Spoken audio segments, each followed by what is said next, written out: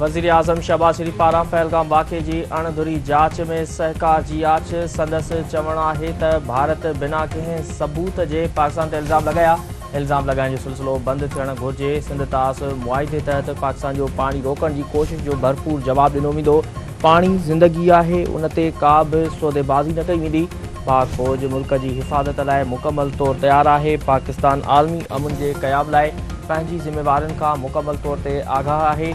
अमन सदन ख़्वाहिश आहे, पर उन खे कमज़ोर न सम्झो वञे। पहलगाम वाक़े जी गैर जानबदार जांच में सहकार लाइ तयारु आहिनि। जीअं कि पाकिस्तान हमेशह हर क़िस्म जी दहशतगर्दी जी मज़म्मत कई आहे। दहशतगर्दी ख़िलाफ़ जंग में पाकिस्तान ॻरो जानी ऐं माली नुक़सान बर्दाश्त कयो। पाक फ़ौज पंहिंजी पेशवारानी सलाहियतुनि में सबबि पंहिंजो हिकु नालो रखे थी।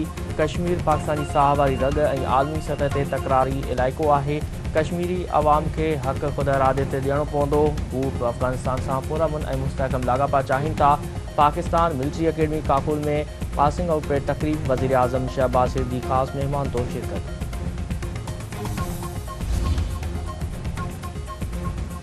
Army chief general Syed Asim मुनी चयो आहे त बक़ौमी नज़रियो हमेशह पाकिस्तान जे वजूद जो बुनियादु रहियो आहे। बक़ौमी नज़रे में कंहिं बि पाकिस्तान खे ज़रे जो शक बि न आहे। काइद अज़म मोहम्मद अली जिना वाज़े नमूने बक़ौमी नज़रियो बयानु कयो। हर मुस्लमान जी ज़िंदगी जा रुख हिंदुनि खां मुख़्तलिफ़ आहिनि।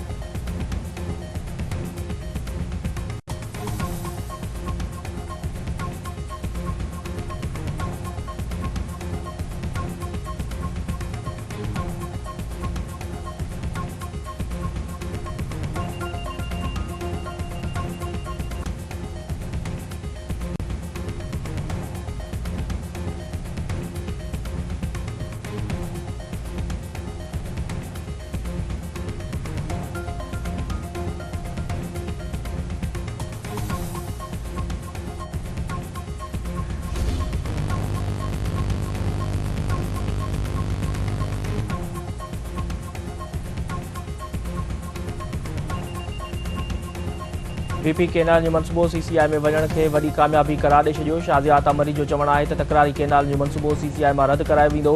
मुख़ालिफ़नि जो निगरान हुकूमत वारो ख़्वाब पूरो न थींदो। पीपी निज़ाम में रहंदे पंजाब मुतालबा मंज़ूर कराईंदी। सिंध दरियाव मां केनाल कढण जो फ़ैसिलो निगरान हुकूमत जो आहे। तकरारी फ़ैसिला हमेशह निगरान हुकूमतुनि में कराया वेंदा आहिनि। निगरान हुकूमतुनि जे मुदे में वाध न थियणु घुरिजे।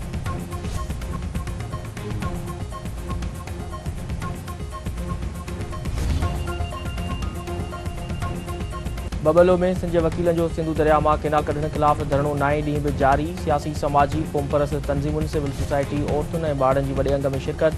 वकील अॻवाणनि जो चवणु आहे त केनालनि जो मनसूबो रद्द थियण ताईं धरणो जारी रहंदो। हुकुमराननि खे फ़ौरी तौर तकरारी मनसूबो वापसि वठणो पवंदो।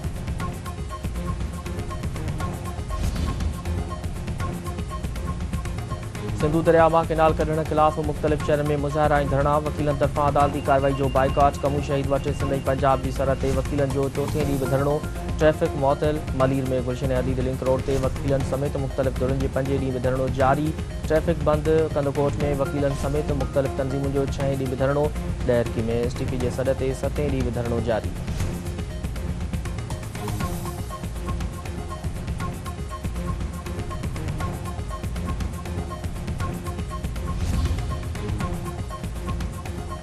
जमायत इस्लामी जे सॾ ते सिंध जे मुख़्तलिफ़ शहरनि में फ़लस्तीन सां ॿधी जे इज़हार लाइ शटरबंद हड़ताल। नवाबशाह, उमरकोट, टंडे अलहियार, कंदकोट ऐं शहदादकोट में नंढा वॾा कारोबारी मर्कज़ बंदि। नसीराबाद, दिगड़ी, तलहार, कुंडरी ऐं गोलारजी में हड़ताल। सामारे, टंडे बागे, जाम नवाज़ अली ऐं ॿियनि शहरनि में नंढा वॾा कारोबारी मर्कज़ बंदि।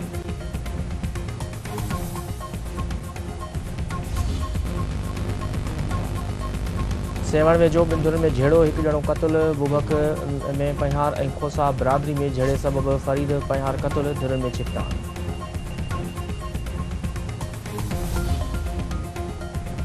ओस्ता मुंहिंजे हुसैनाबाद पाड़े में मुबैना कार इल्ज़ाम हेठि मुड़ुस तां ज़ाल क़तल। जवाबदार रजब अली चाकू जा वार करे पंहिंजी घरवारी समीना खे क़तल करे छॾियो।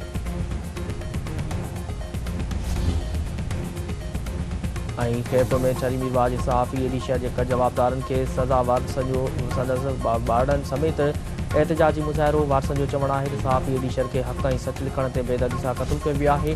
पुलिस केस ख़राब करे रही आहे।